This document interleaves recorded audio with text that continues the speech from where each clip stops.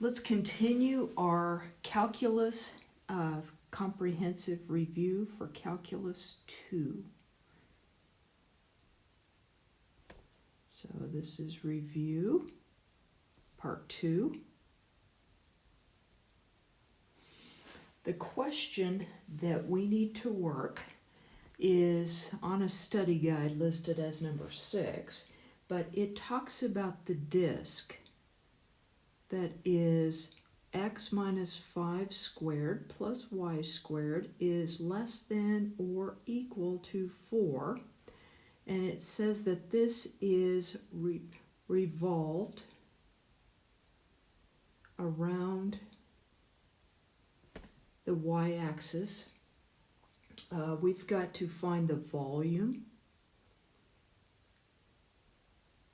And we're given some information that minus 2 to 2 of the square root of 4 minus y squared dy is equal to 2 pi, let's see, pi r squared. And because this is a semicircle, so pi r squared, the radius here is 2, so pi times 4, but it's only a semicircle, so it's going to be 2 pi. Okay, since it's a semicircle. So here's what we've got. We've got a scenario where we've got this circle. This thing is actually a circle disk, so it's filled in, but it's out here at 5. It's got a radius of 2, so it goes like this, and then it turns or spins around there. So it turns out to be a donut or a torus.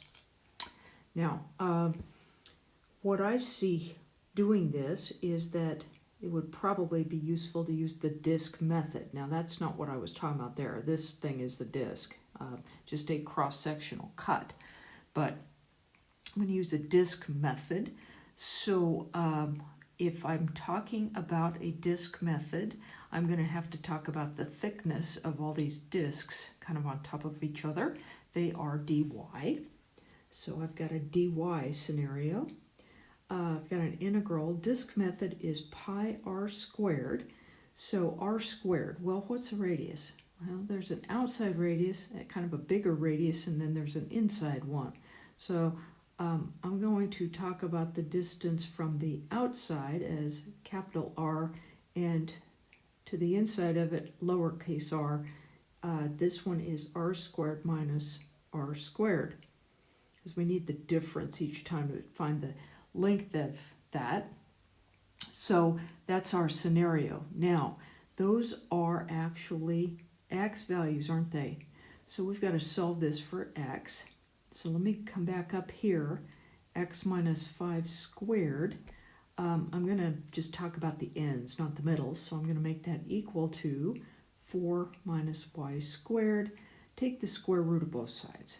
So I've got x minus 5 is equal to plus or minus, okay, the square root of 4 minus y squared. Now add 5, so just add 5, that gets it out of here. So we've got x is either plus square root of 4 minus y squared plus 5 or minus square root of 4 minus y squared plus 5.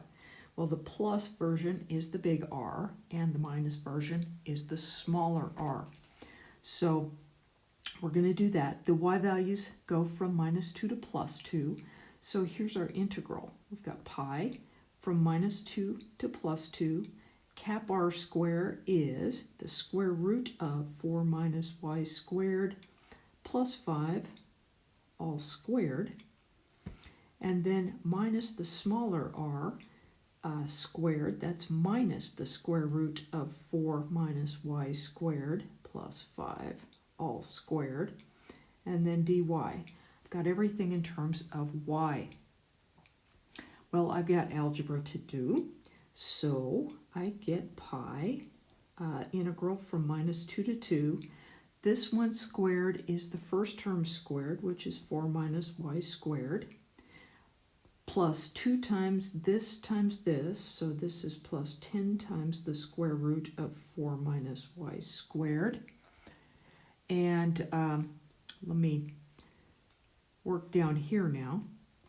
So then I've got the last term squared, so that's going to be plus 25. Then I'm going to have minus, now I've got to have the first one squared, so that is 4 minus y squared. The minus drops out. 2 times the first times the second, so we've got minus 10 times the square root of 4 minus y squared, and then plus 25 here. And then we've got dy, so I've kind of got that broken into 2 layers, or 2 lines. Let's keep going on this. This is, we've got 4 minus y squared, and then here we've got minus 4 and then plus y squared. So those cancel each other out. Here we've got 10 times the square root of 4 minus y squared. Let me get this set up. So we've got 10 of these minus 10 more. So that gives us 20 square roots of 4 minus y squared. So that actually sticks around. Then we've got plus 25 minus 25. So our problem becomes this, which is quite simple looking compared to what it started out as. If I factor the 20 out in front, I've got 20 times pi, then I've got this integral, minus 2 to 2, square root of 4 minus y squared dy. Notice the hint that I was given. This part right here is equal to 2 pi. So what I end up with is 40 pi squared, and that would be units cubed, whatever units we're talking about. So anyway, there is a volume using disks. Now, the next problem I want to work on is this one. It's got y equals x squared, y equals 4, and x equals 0. We are supposed to revolve this about the x-axis. So my tendency is to graph this, make a simple graph of it. Y is 4, so that's right there. Y equals x squared, looks like this, and x equals 0 is the y-axis. So we're talking about this section right here. We've got to go around the x-axis, so like that. Now, I'm going to use disks. Pretty reasonable, I think. We've got a solid top, and we're going to have to subtract some stuff from the bottom for each one of these disks. So that would work okay, I think. Let's see what happens. If we use disks, then we're going to have pi r squared. So pi, and I've got an outside radius and actually an inside radius, so it's like the one we just finished. The disks are dx thick. Okay, since they run this way, so I'm going to do that. The top value is 4. Hit that. Okay, for this distance, so that's 4 squared minus. Now the bottom one. That one has to be in terms of x, okay? And it's a y value actually, but y equals x squared. So that one's squared, okay? So pi r squared and then the thickness. The x values go from 0 to 2, and I know that because 2 squared is 4, so that's where that's going to intersect. So 0 to 2. So our problem is this, pi integral 0 to 2 of 16 minus x to the 4th. So we end up with pi times 16x minus x to the 5th. This is just a reverse power rule. x5 over 5 from 0 to 2. Pi 16 times 2 is 32 minus 2 to the 5th is 32 over 5. 32 over 5. Okay, minus 0, 0. So that doesn't help any or hurt any or whatever. So what we end up with is we end up with pi we've got 4 times 32 over 5. Okay, so that's what, 128 over 5. So 128 pi over 5. All right, now number 8 on this list is going to be y equals the secant of x. So let me get that on here. Y equals secant x. And then y equals tangent x. And x is 0, x is pi over 4. Same rules as last time. We've got to go through the x-axis. Now, again, I've got to draw it because I am very visual. So y equals the secant of x. Well, I remember that secant of x is related to cosine. So here's the cosine function. Just kind of do a quick draw of that. Between 0 and pi over 4. So I know it's going up like this. Okay, so there it is. And the tangent function is 0 at 0. So it's like this and like this. Okay, so looks like secant is higher than tangent. Here's secant of x, and here's tan x. So I've got that. So if I am going to do discs again, like I did last time, I'm going to have pi, big R squared, little r squared. So secant squared, that's the one that's further away, minus tangent squared. Okay, dx, those are x's. The x's go from 0 to pi over 4. Now, if I know some trig, that helps because I know that 1 plus tangent squared of x equals secant squared of x. That's something you probably have seen before, and I've kind of got it hidden from you here, so let me show it to you right there. So let me use that. So this is 1 plus tangent squared. So what do we have? We've got 0 to pi over 4. 1 plus tangent squared of x minus tangent squared of x dx. Well, that's kind of nice because that goes away. Look what we're integrating. We're integrating 1. So we've got pi, 0 to pi over 4. We're integrating 1, so that's just x from 0 to pi over 4. So we've got pi over 4 times pi minus 0. So we end up with pi squared over 4. And that's in units cubed, whatever the units are. So there's our volume for that one. Let's look at another one. And this one asks us to do the shell method. So we've got to do the shell method. It's got the function. This one is number 9. And so it says to use shells. We've got a function y equals 1 minus x squared. Take the square root. And we are going from, let's see, here's the graph kind of, right in here. And here's 1 and here's 1. So we're going from 0 to 1. We are supposed to revolve this around the x-axis. So around x. All right, so that's where we are at this point. Now, let me set some stuff up. We've got to use shells going around the x-axis. So shells run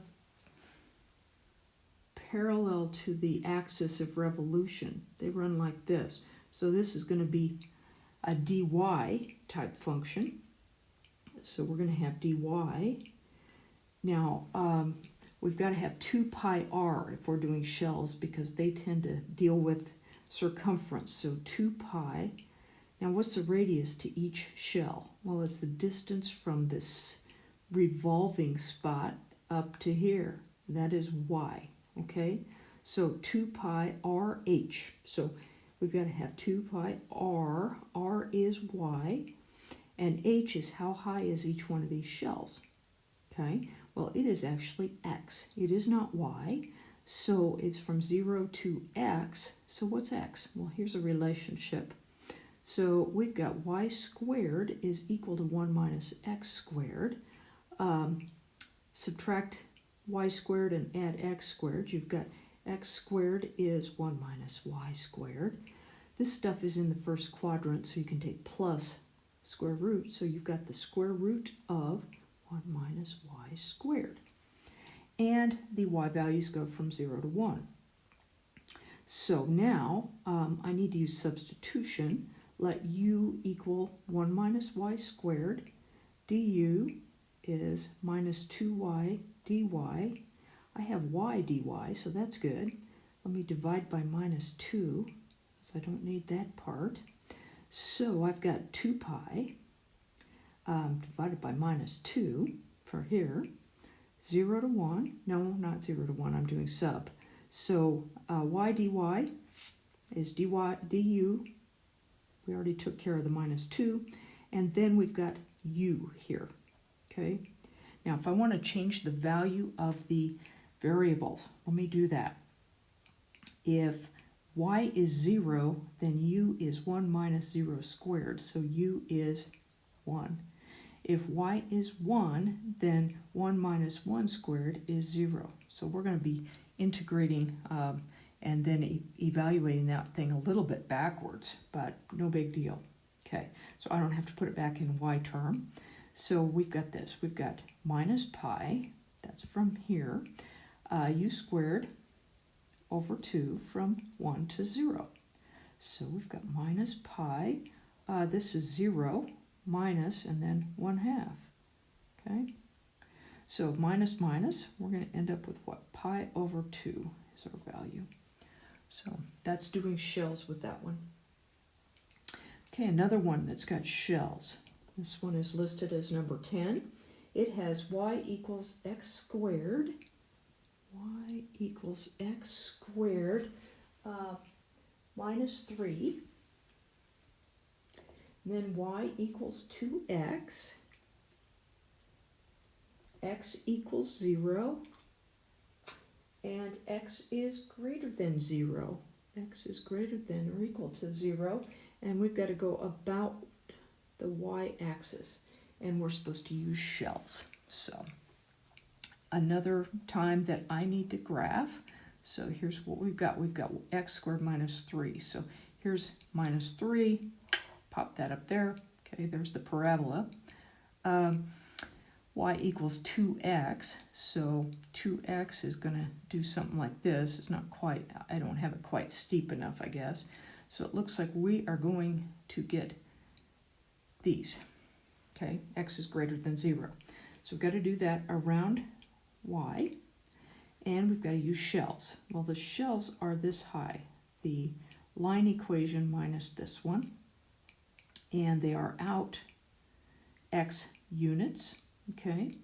The shells, when we go around y, are dx's. So we've got to have dx. We've got to have 2 pi. The radius is out to here. It's x. And then the height. The height is 2x minus x squared minus 3. So 2 pi rh. X goes from 0 out to where this intersects. Well, that's a good question. Where does it intersect? Let's check. X squared minus 3 is equal to 2x. So that's a quadratic. It's x squared minus 2x minus 3 equals 0. That's x minus 3, x plus 1. So x equals 3, x equals minus 1. This is the one that's where we're located, so we're going to go from 0 to 3. So now we've got 2x squared that we have to integrate. So we've got 2 pi. Here is 2x squared minus x cubed plus 3x. So the integral 2 pi times 2/3 x cubed minus x to the 4th over 4 plus 3/2 x squared. and that goes from 0 to 3. So we've got some calculations. But basically, we've got it ready to go. 3 cubed is 27. 27 over 3 is 9. 9 times 2 is 18. Times 2 more is 36 pi for that first part. Okay, 3 to the 4th is 81. 81, and then you've got 2 pi and over 4. So minus what? 81 pi over 2. 2 and 4 cancel a little bit. And we've got 3 squared is 9, times 3 is 27. The 2's here cancel, so we've got plus 27 pi. Okay, then put 0 in and subtract 0, 0, 0, so it's gone. Now, keep going. This is 72 halves minus 81 halves, so that's minus 9 halves, plus 54 halves, so that's 45 halves. 45 pi over 2, I think. Okay, so that's what that looks like, I think. A little bit of calculation involved at the end. So let's see what else we've got to do. And keep working on this particular subject. So got another one that's a shell method. And I need to probably change pages here. So let me do that. This one has the value of, let's see, y equals 2 plus x squared over 16. So y equals 2 plus x squared over 16. And the x-axis, the y-axis are borders of this thing. And we've got to send this around x equals 4.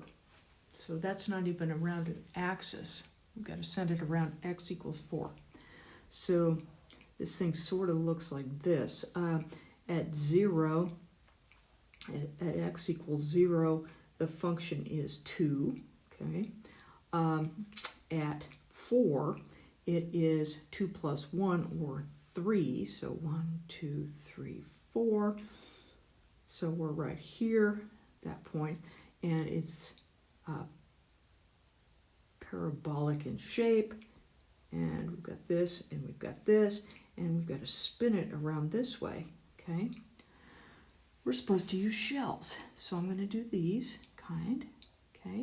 They're going to spin around. So, got to have 2 pi. Now the radius, how far are we going? Well, we start here. This is 4, and we come back this way. So this is an x value, so if you say 4 minus x, that would be the radius. Okay, and then the height. What's the height? Well, this function right here is the height. It is 2 plus x squared over 16. So 2 pi rh. X goes from 0 to 4. And we've got dx. It's going to spin around over here, so you don't count that because it would do double time. All right, I'm going to multiply it out. Leave the 2 pi in front, but anyway, 0 to 4. So 4 times 2 is 8 minus 2x. And then plus x squared over 4. Cancels a little bit. And then minus x cubed over 16. And then I've got dx. So calculating the integral, it's mostly, it is just power rule, or reverse power rule. So we've got 8x. We've got minus x squared. We've got x cubed over 12.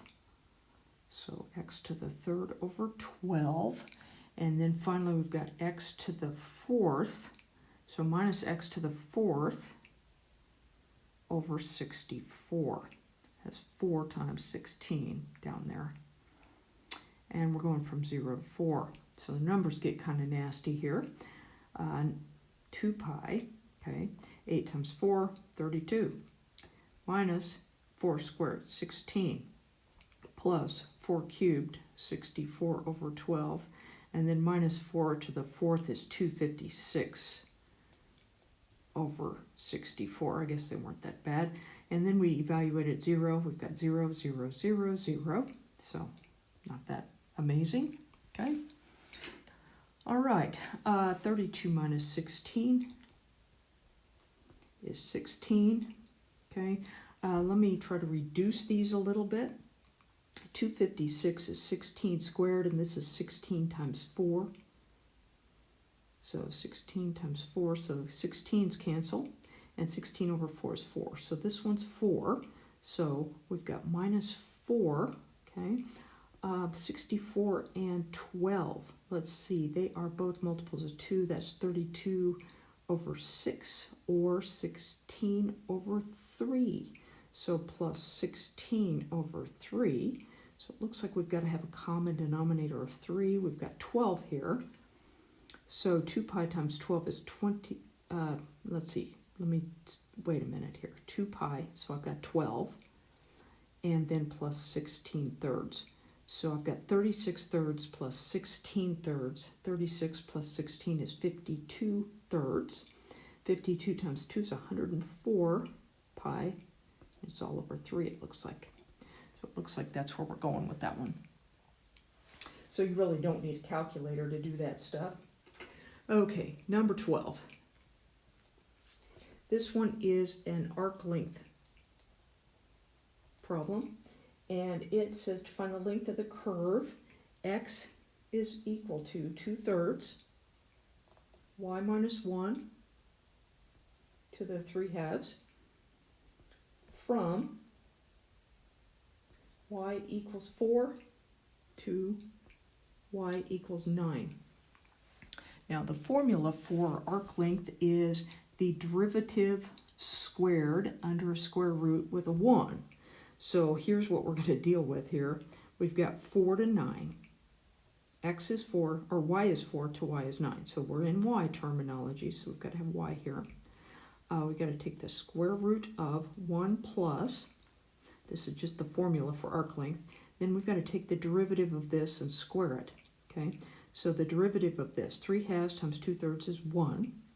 We've got y minus 1 to the 1 lower power, so that's 1/2.